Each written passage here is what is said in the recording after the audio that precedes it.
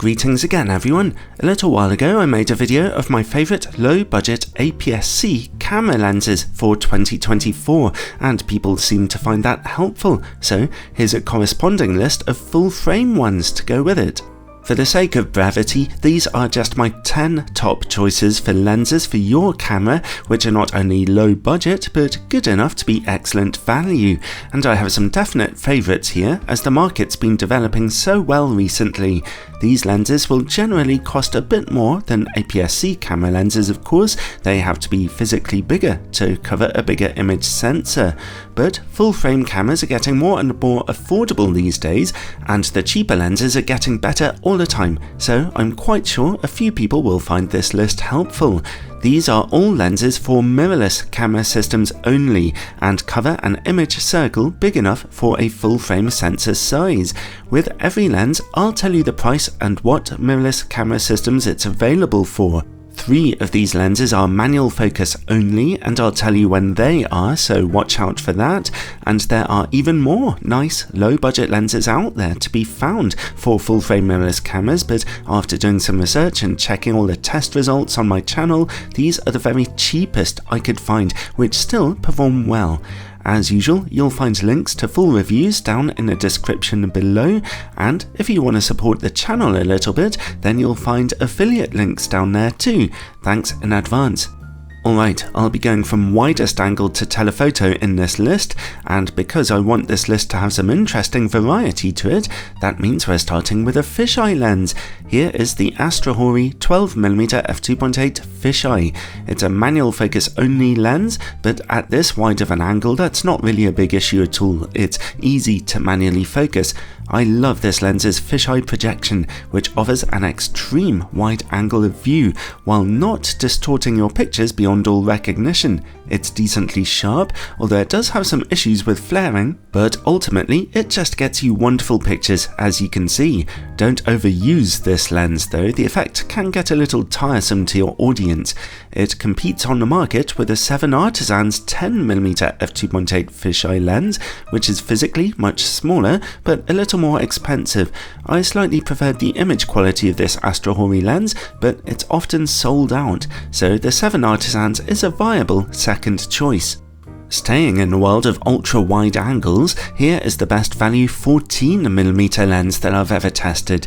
The Pergear 14mm f2.8 Mark II offers a normal rectilinear image projection, not fisheye, but that's still a ridiculously wide angle while remaining very sharp with great contrast even into the image corners. It can even accept 82mm front filters, which is very unusual for such a wide angle full frame lens, meaning you can use polarizing or ND filters with this thing, which is just fantastic. It too is a manual focus only lens, but at this wide of an angle, not really a big issue. It's easy to manually focus this thing, and it's available on all the main full frame mirrorless camera systems too. It's one of the best value lenses on this list in my opinion, although be warned, 14mm really is incredibly wide and it's not always easy to compose your images at such an angle of view. And now another ultra wide angle lens, this time for people who want autofocus, a small size and an amazingly low price. The Viltrox 20mm f2.8 at only £158 here in the UK or $158 US. No matter how this lens's optics performed, it was always going to be great value for money. Admittedly, it's not the sharpest 20mm lens around. You have to stop down to f5.6 for its corner image quality to start getting really good and for its rather heavy vignetting to go away. Still, it has great potential and gets the job done perfectly happily for the low price that you're paying, while offering that wonderful 20mm field of view.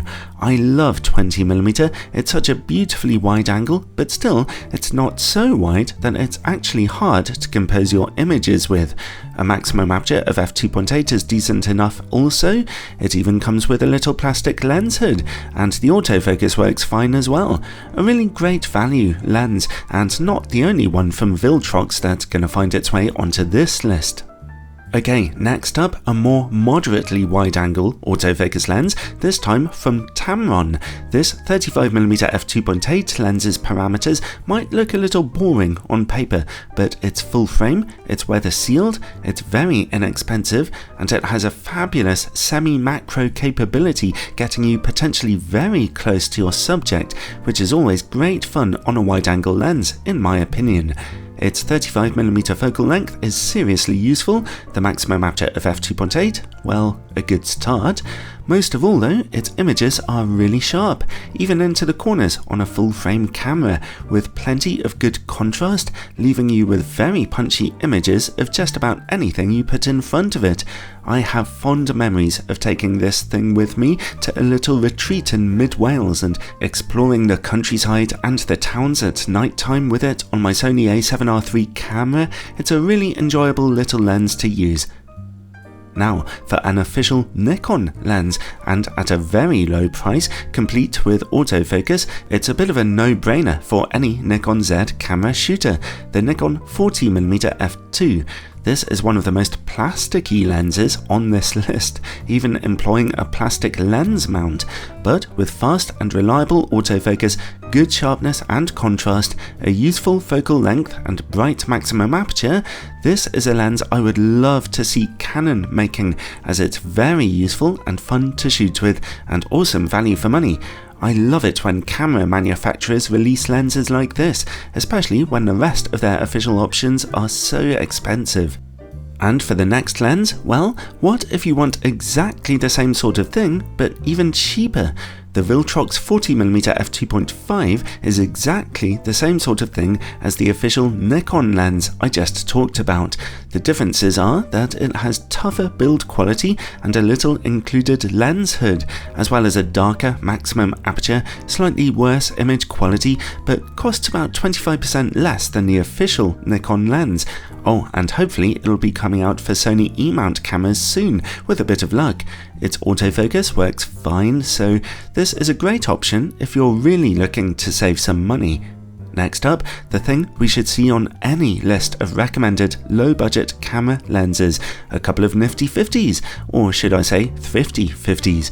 We'll start with Sony's full-frame offering, the FE 50mm f1.8.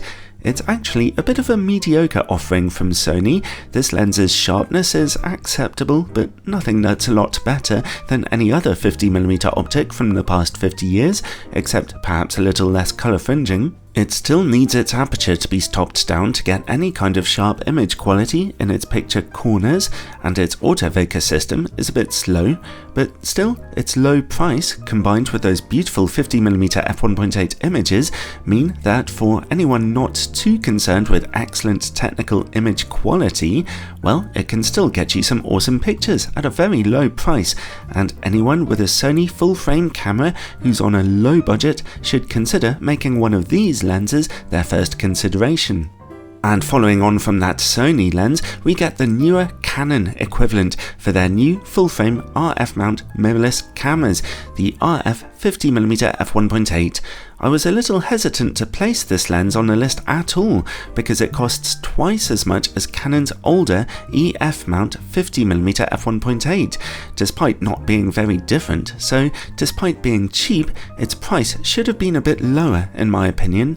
But its build quality is a little better than the older EF mount version, its contrast and chroma levels slightly improved, and it has a closer minimum focus distance too, so it's a bit like a classic 50mm f1.8 lens but on a mild dose of steroids.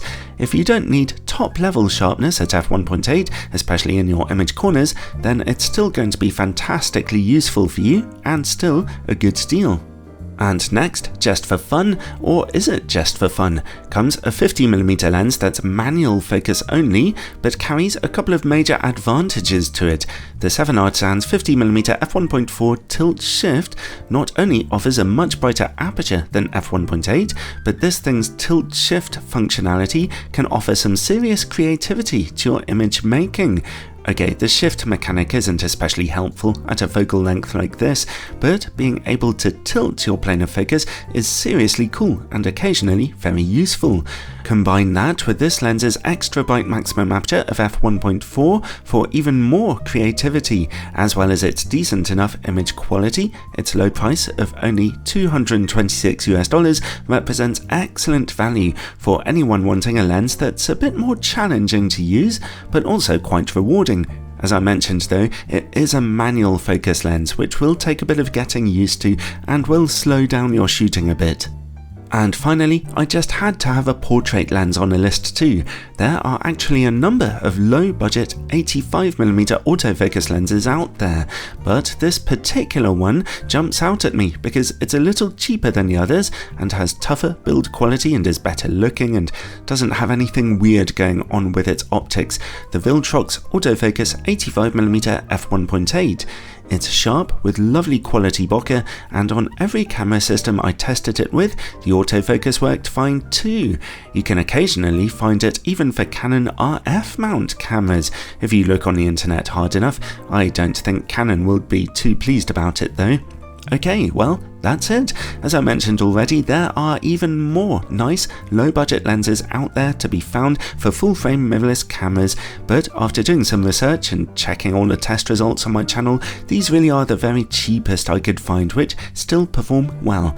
What's the best value camera lens you ever bought, and are you still using it today? Let me know in the comments down below. Check out the description for more links and other information, and happy shooting, everyone.